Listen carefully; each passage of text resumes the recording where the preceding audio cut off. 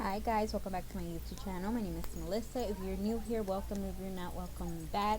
I just realized I do have a new subscriber. I have 35 subscribers, but I did get a notification that I have a new subscriber. So welcome to the new subscriber. Thank you to subscribe to my channel, and I hope you like my channel.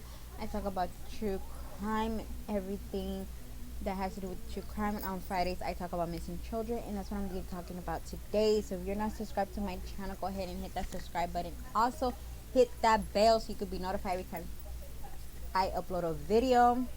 So a few new things about me. I don't need you to tell. One, I got new nails. Y'all see these colors? Yeah. And I dyed. So I've been wanting to dye my hair purple. I don't know if y'all could tell. I don't think y'all could tell. You really can't. You really cannot tell. It's burgundy. But I'm gonna do it again, guys. So next time you see me, which will be next Friday, hopefully, I will have more. It'll be more darker because I'm gonna do it. Not my whole hair. My whole hair is not gonna be purple, guys. No, I'm not doing all that. No. But it is gonna be some of my hair. So I'm just gonna go a little bit darker, hopefully. So yeah, we're doing that. Anyways, yeah, that's what we're gonna do. I don't even know what I'm doing. I don't even know what I'm saying no more. But yeah, that's what we're doing. I'm gonna go purple. But let's get back to the video of today. So we're talking about missing child case. Today we're gonna be talking about one that I think a lot of people know, and it's gonna be the case of Jacob Wetterling. Like I said, I think a lot of people know about this case, and it's a really hard case for me, and I think for everybody to talk about. It involves sexual assault. So if you have triggered that, please go ahead and exit this video, and I will see you on Monday with a new video. I will be taking my glasses off, so I could read. Okay.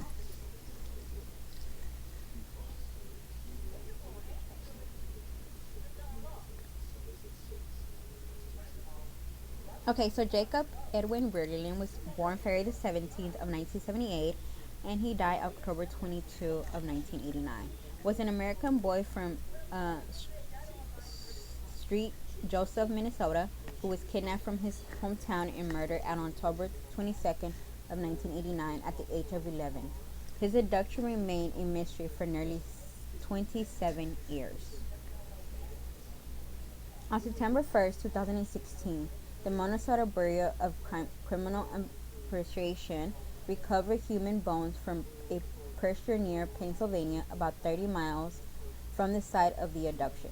On September 3rd, Wetterling family announced that the bones were those of Jacob, and local law enforcement state that the undefinability of the bones had been confirmed by dental records. The location was revealed by Danny Henrich, a longtime person of interest in the abduction of another boy, 12-year-old Jara Shirley, in the nearby town of Cold Spring. On September 6, 2016, Henrich confessed to kidnapping and murdering Wetterling, as well as abducting and sexually assaulting Sharia. So I'm going to be talking about the kidnapping. On Sunday, October 22nd of 1989, just after 9 p.m., Jacob Wetterling, 11, his younger brother Trevor, 10, and a friend Aaron, 11, were biking from home from a Tom Tomb convention store in Joseph, Minnesota, where they were going to rent a video. Y'all remember those days where you go well, here in my town we had black box. Oh my god, I can't even remember the name of it right now. But we used to love renting videos. It was fun. Then Danny Hirschman, wearing a stocking cap mask and armed with an unloaded revolver, came out of the driveway and ordered the boys to throw their bikes into a ditch and lay face down on the ground. He then asked each boy his age. Jacob's brother was told to run towards a nearly wood area and not look back, or else he would be shot. Harnish then demanded to view the face of the two remaining boys.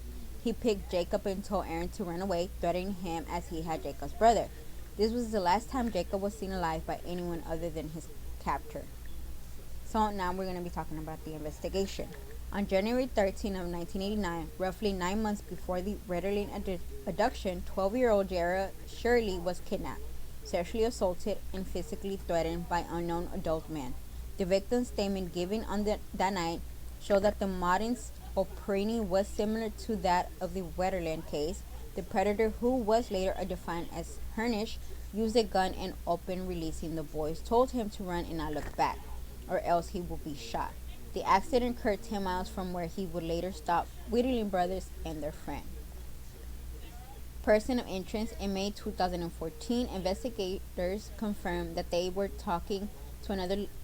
take, taking another look at a series of attempts and actual child molestations and that had occurred in the Pennsylvania area in the 2 year preceding the Wetterling abduction. Between the summer of 1986 and spring of 1989, 5 teenagers boys were attacked, but no one was ever arrested. The authorities interviewed some of the victims again and worked with the internet blogger who had brought the information to light. After months of researching and interviewing with some of the victims, investigators believe that these attacks were not random and that the culprit could be connected to the abduction of Wetterling, which occurred just 40 minutes from from the other crime scene. In October 2015, Danny James Hernish was publicly named as a person of interest in Jacob Wetterling's disappearance. He had been questioned by the FBI on December 16th of 1989, and a DNA sample was taken, but he was not charged with the crime and was released. In 2015, Hernish DNA was matched to the DNA taken in the case of Jerry Shirley, who was abducted in nearly Cold Spring in January of 1989 at the age of 12. The statute of limitations had expired for the Cold Spring kidnapping, meaning Hernish could not be arrested and charged with that crime. However, a search warrant was granted and child pornography was found in Hernish's house, leading his arrest on October 28th of 2015.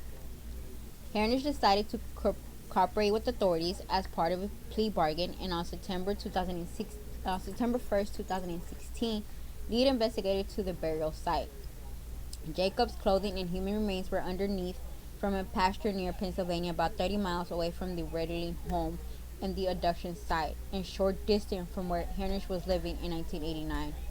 On September 3rd, the remains were confirmed through dental records to be Jacob's.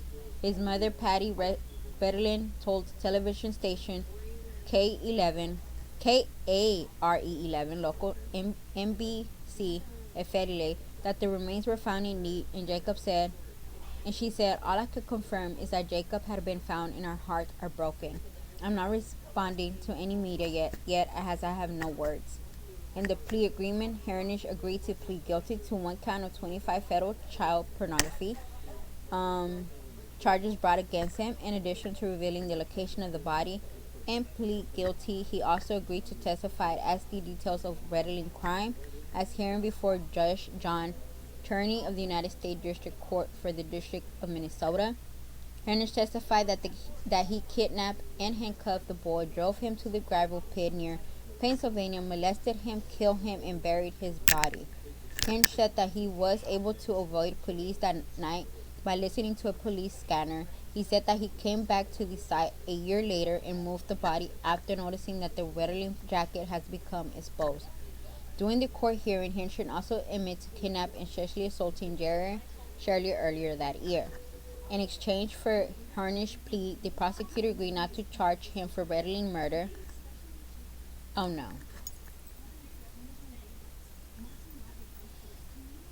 In concurrence with the plea agreement, Hernish was sentenced to the minimum prison term of 20 years for child pornography charges.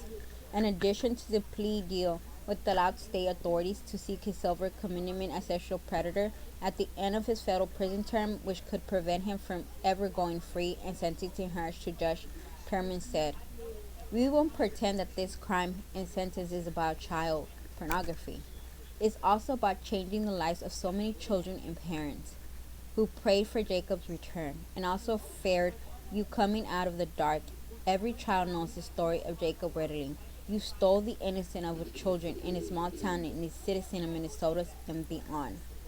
Although Hernish could be released in 17 years from the start of his prison sentence, Judge Sherman told him it was unlikely, as this crime is so heinous, so brutal and awful that it's unlikely society will ever let you go free. In January 2017, Harris was transferred to Federal Medical Center Devens, a federal prison in Massachusetts, to serve his 20-year sentence. So Jacob's legacy: for 4 months after Wetterling abduction, his parents, Jerry and Patty Wetterling, formed the Jacob Wetterling Foundation, an advocacy group for children's safety. In 1994, the federal Jacob Wetterling Act was passed and named for Jacob. It was the first law into the institution's state of sex offenders registry. The law has been amended in several times, most famously by Megan's Law in 1996 and the Adam Walsh Child Protector and Safety Act in 2006. In 2008, the foundation started by Jacob's parents became the Jacob Wetterling Resource Center and carries on the work that started by the Wetterling family to educate the public about who takes children, how they do it, and what each of us can do to stop it. The Bridge of Hope at crossing the Mississippi River near Street Cloud is named in Jacob's honor. And that is the story of Jacob. That is the story of Jacob, and I am so glad that this man is in prison, and I hope that he's having the worst day of his life. There's a lot of people in prison that do not like child predators, and so yeah.